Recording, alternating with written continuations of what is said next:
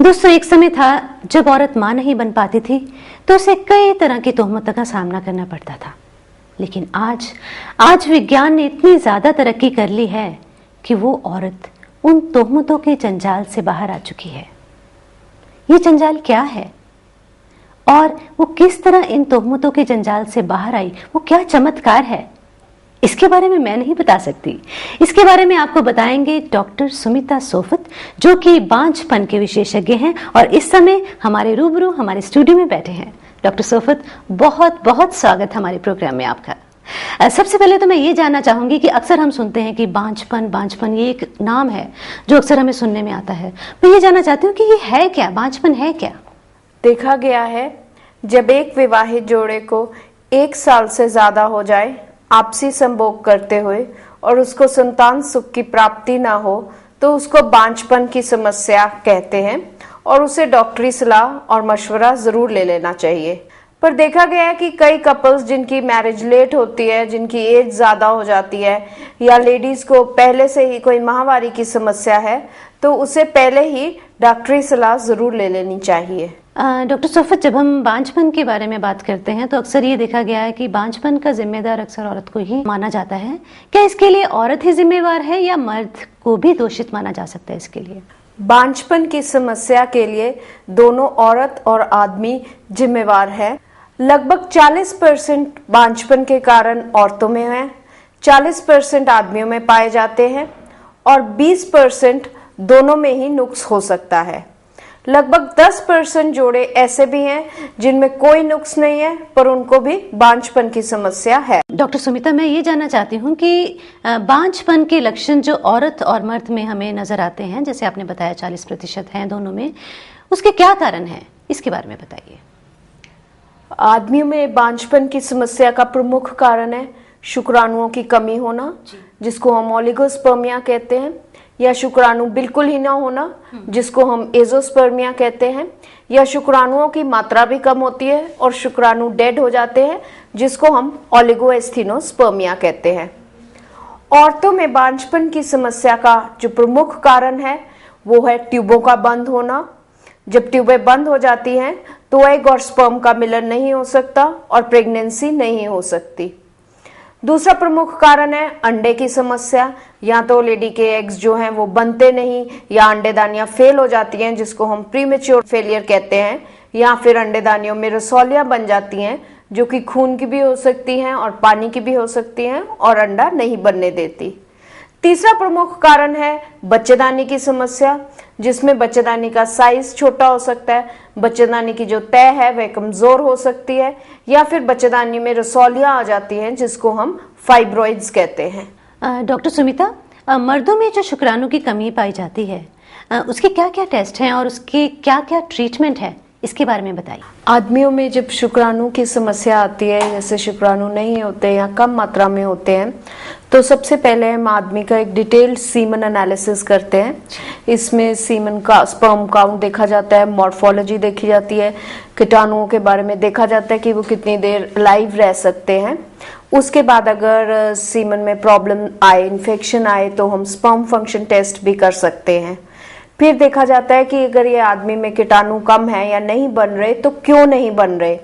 उसके लिए देखा जाता है कि बिल्कुल ही अंदर से नहीं बन रहे, कि ब्लॉक है गोलियों में जिसके कारण कीटाणु अंदर तो बन रहे हैं पर बाहर नहीं आ रहे। इसमें हम एक आदमी के डिटेल्ड हार्मोन टेस्ट करते हैं, टेस्टिकुलर स्कैन होता है, यानी कि गोलियों की स्कैनिंग की जाती है, ब्लड फ्लो देखा जाता है, टेस्टिस का साइज देखा जाता है और देखा जाता है कि कोई वेरिकोसील तो नहीं।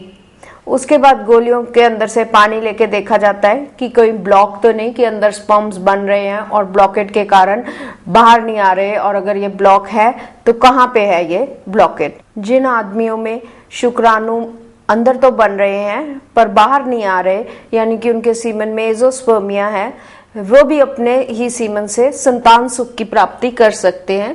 इसके लिए एक स्पेशल विधि आती है जिसको हम इक्सी विधि कहते हैं। ये उन पेशेंट्स के लिए यूज की जाती है जिसमें हमने इक्सी करनी है, जिनमें स्पर्म्स नहीं है। इसमें एक एग और एक स्पर्म का मिलन माइक्रोस्कोप के अंडर किया जाता है और 48 से 72 घंटे बाद जो भ्रूण बन जाता है वो फिर लेडी के अंदर रखा जाता है। और डॉक्टर सुफत, दूसरी तरफ अगर हम औरतों में जो ट्यूब्स उनकी बंद होती हैं, उसके लिए क्या क्या टेस्ट होते हैं, उसका क्या ट्रीटमेंट है, इसके बारे में जानना चाहेंगे। औरतों में जब एक लेडी की ट्यूब्स बंद होती हैं तो ये जो ट्यूब्स बंद हो सकती है, इनका प्रमुख कारण है नलोक्यू ट्यूबरक्लोसिस, जिसको हम पेल्विक ट्यूबरक्लोसिस कहते हैं, या फिर लेडी को क्रॉनिक इन्फेक्शन रहती है जिसको हम पेल्विक इन्फ्लेमेटरी डिजीज कहते हैं, उनके कारण भी ट्यूबें बंद हो सकती है। और जो सेक्सुअली ट्रांसमिटेड डिजीजेस हैं जैसे कि इन्फेक्शंस जो होती है, उनके कारण भी ट्यूबें बंद हो सकती है। और इसकी जांच करने के लिए हमें कैसे पता लगेगा कि एक लेडी की ट्यूब्स बंद है कि खुली हैं, उसके लिए 3 तरह के टेस्ट हो सकते हैं। जो पहला टेस्ट है जिसको हम HSG कहते हैं, हिस्टेरोसाल्पिंगोग्राफी, जो कि एक्सरे के जरिए हम देखते हैं कि ट्यूबें खुली हैं, बंद है, कि ट्यूबों में पानी तो नहीं पड़ा हुआ या पस तो नहीं पड़ी हुई। दूसरा जो तरीका है वो हम अल्ट्रासाउंड के जरिए कर सकते हैं, जिसको हम सोनोसाल्पिंगोग्राफी कहते हैं। और तीसरा जो तरीका है उसमें हम लेडी के पेट में दूरबीन डाल के देख सकते हैं कि उसकी ट्यूबें खुली हैं कि बंद है। जब हम देख लेते हैं कि एक लेडी की ट्यूब्स बंद है, हमें पता लग गया कि ट्यूब्स बंद है, तो जो प्रेगनेंसी है वो नहीं हो सकती, क्योंकि एग और स्पर्म का मिलन तो ट्यूब में ही होता है। तो हमारे पास 2 तरीके रह जाते हैं, या हम लेडी की ट्यूब्स खोलें या फिर हम टेस्ट ट्यूब बेबी करें। तो सबसे पहले मैं आपको बताऊंगी कि टेस्ट ट्यूब बेबी क्या होता है। अब टेस्ट ट्यूब बेबी में हम एक लेडी के एग्स जो हैं वो बनाते हैं। उसके लिए एक लेडी को हार्मोनल इंजेक्शंस दिए जाते हैं, जो कि मेंसेस के दूसरे दिन से शुरू कर दिए जाते हैं। इसमें जब लेडीज के एग्स मैच्योर हो जाते हैं तो अल्ट्रासाउंड के जरिए, मशीन के जरिए ये एग्स जो है हम ट्यूब में बाहर निकाल लेते हैं। और जो एग और स्पर्म का मिलन है वो एक ट्यूब में होता है। जैसे कि एक लेडी की ट्यूब्स बंद है तो वो ट्यूब लेडी की ट्यूब के अंदर नहीं हो सकता, वो टेस्ट ट्यूब में किया जाता है, जिसको हम परखनली शिशु कहते हैं। और 48 से 72 घंटे के बाद जो भ्रूण बन जाता है वो हम फिर लेडी के यूट्रस में रखते हैं। अगर एक लेडी की जो ट्यूब्स है वो कॉर्नुअल ब्लॉक है, मींस बिगनिंग में ही ब्लॉक है और उसकी ट्यूब्स में पानी नहीं भरा हुआ या हाइड्रोसाल्पिंग्स नहीं है, तो हम बिना किसी चीरफाड़ के, बिना टांके के हिस्टेरोस्कोपिक ट्यूबल कैनुलेशन द्वारा भी ट्यूबें खोल सकते हैं। डॉक्टर सुमिता, अगर एक औरत की माहवारी बंद हो गई है और वो औलाद का सुख प्राप्त करना चाहती है, तो क्या ये संभव है, ऐसा हो सकता है? ऐसा बिल्कुल संभव है। जिस औरत की माहवारी बंद हो गई हो, किसी भी कारण के लिए बंद हो गई हो माहवारी, जैसे कि उसको प्रीमेच्योर ओवेरियन फेलियर है, उसकी उम्र तो ठीक है पर उसको मेंसेस आने बंद हो गए, या किसी लेडी को बचपन से ही पीरियड्स नहीं आए जिसको हम प्राइमरी एमेनोरिया कहते हैं, या जिस लेडी के एज ज्यादा हो गई है उसके पीरियड्स वैसे ही बंद हो गए हैं, वे भी संतान सुख प्राप्त कर सकते हैं। इसके लिए एक स्पेशल बैंक आता है जिसको हम एग बैंक या भ्रूण बैंक भी कहते हैं, जिसमें फ्रोजन एग्स एवं भ्रूण रखे जाते हैं, जिसके कारण जिसको हम यूट्रस में इम्प्लांट कर देते हैं तो प्रेगनेंसी हो सकती है। इस विधि द्वारा जो लेडी के कभी पीरियड्स नहीं आए या पीरियड्स बंद हो गए हैं, या जिनकी बच्चेदानी छोटी है या बच्चेदानी की जो तय है कमजोर है, या किसी लेडी को कैंसर हो गया है और उसके रेडिएशन के कारण अंडेदानियां फेल हो गई हैं, वो भी संतान सुख की प्राप्ति कर सकती है। डॉक्टर सुमिता, दूसरी तरफ ये देखा गया कि बहुत सी औरतें ऐसी हैं जिन्हें माहवारी तो आती है लेकिन उनके एग्स नहीं बनते। उसका क्या कारण है, क्या ट्रीटमेंट है उसका? देखा गया है कि कई बार जिन लेडीज की माहवारी तो ठीक आ रही है पर उनको एग्स नहीं बन रहे, उनको हार्मोनल डिस्टर्बेंस है, उनके डिटेल्ड हार्मोन्स किए जाते हैं और फिर लेडी को हार्मोन्स के इंजेक्शंस या दवाइयां दी जाती हैं, जिनसे कि एक मैच्योर एग, अच्छा एग बनाया जाता है और फिर हस्बैंड का सीमन लेके इंजेक्ट किया जाता है।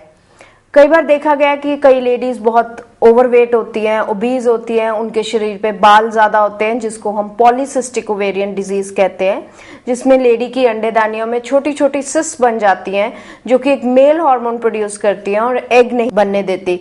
ऐसे केसेस में हम या तो लेडी को ओव्यूलेशन इंडक्शन दे सकते हैं, यानी कि एग बनने के इंजेक्शंस दे सकते हैं, या फिर पेट में दूरबीन डाल के ओवेरियन ड्रिलिंग कर सकते हैं, जो ये सिस्ट्स हैं इनको खत्म कर देते हैं ताकि लेडी के एग बन सके। डॉक्टर सुमिता, आजकल देखा गया है कि बहुत सी औरतों में उनके बच्चेदानी में रसौलियां यानी कि फाइब्रॉइड्स पाए जाते हैं। क्या ये भी एक कारण हो सकता है बांझपन का? बिल्कुल, फाइब्रॉइड्स होना बांझपन का कारण हो सकता है। इसके कारण एक लेडी को बार बार अबॉर्शंस भी हो सकते हैं। तो ऐसे केसेस में हम एक लेडी का डिटेल स्कैन करते हैं, रंगीन स्कैन भी होता है, देखा जाता है ये रसौलियों की क्या पोजीशन है, बच्चेदानी की तह से जहाँ बच्चा ग्रो करता है क्या पोजीशन है उससे, और कितनी बड़ी रसौलियाँ हैं, और फिर इन रसौलियों को निकाला जाता है। इसमें एक लेडी की बच्चेदानी के निकालने की ज़रूरत नहीं होती, जो रसौलियाँ हैं वो दूरबीन द्वारा निकाली जा सकती हैं। इसमें सिर्फ एक टांका लगता है और जो लेडी का हॉस्पिटल स्टे है वो भी काफ़ी कम हो जाता है, और जब बच्चेदानी से रसौलियाँ निकाल दी जाती हैं तो लेडी प्रेग्नेंट हो सकती है। डॉक्टर सुमिता, मैं ये जानना चाहती हूँ कि ये सीमन बैंक ये क्या है, इसके बारे में बताइए। जिन आदमियों में स्पर्म्स ही नहीं बन रहे, मतलब कि जो गोलियां हैं उनके अंदर भी स्पर्म्स नहीं बन रहे, बिल्कुल ही एजोस्पर्मिया है, कोई ब्लॉक नहीं है, उनमें हम या तो पेशेंट को हार्मोन थेरेपी देते हैं, पर अगर वो नहीं रिस्पॉन्ड कर सकते, उनके स्पर्म्स ही नहीं अंदर से बन सकते, तो ऐसे केसेस में हम सीमन बैंक से हेल्प लेके प्रेगनेंसी कर सकते हैं। इसमें जो है फ्रोजन स्पर्म्स होते हैं जो कि सारी बीमारियों के लिए टेस्टेड होते हैं, और पेशेंट का hair colour, skin colour, blood group, height match की जाती है, और सीमन लेके फिर यूट्रस में इंजेक्ट किया जाता है और एग के पास इंजेक्ट किया जाता है ताकि एग और स्पर्म का मिलन हो जाए और प्रेगनेंसी हो जाए। डॉक्टर सुमिता, बहुत बार ये भी देखा गया है कि औरत प्रेग्नेंट तो हो जाती है लेकिन उसका बार बार गर्भपात यानी कि अबॉर्शन होता रहता है, इसका कारण क्या है? कई बार कई लेडीज जो हैं कंसीव तो कर जाती हैं पर उनके अबॉर्शन हो जाते हैं। इसमें देखना पड़ता है कि अबॉर्शन किस टाइम पे हो रहा है, यानी कि फर्स्ट ट्राइमेस्टर अबॉर्शन है, सेकेंड ट्राइमेस्टर अबॉर्शन है, कितने वीक्स पे हो रहा है, और फिर एक लेडी की डिटेल जांच की जाती है। इसमें उसके सारे ब्लड टेस्ट किए जाते हैं, और इवन जो अबॉर्शन का मटेरियल है उसको भी टेस्टिंग के लिए भेजा जाता है, देखा जाता है कि हस्बैंड वाइफ दोनों जेनेटिकली नॉर्मल है कि नहीं है। कई बार देखा जाता है कि जो बच्चेदानी का मुंह है वो ही इतना बड़ा है कि लेडी का बच्चा जो है पूरा थैली समेत बाहर आ जाता है, जिसके लिए हमें फिर नीचे सर्वाइकल स्टिच भी लगाना पड़ सकता है। अगर ये सारी चीजों का हल हो जाता है तो लेडी की जो प्रेगनेंसी है वो फुल टर्म पूरे 9 मंथ्स तक जाती है और हेल्दी बेबी भी डिलीवर हो सकता है। तो डॉक्टर, कई बार ऐसा भी होता है कि एक औरत माँ तो बन जाती है लेकिन माँ बनने के बाद उसे बहुत ज्यादा माहवारी होती है, बहुत ज्यादा ब्लीडिंग होती है, इसका क्या कारण है? जब एक लेडी की फैमिली कंप्लीट हो जाती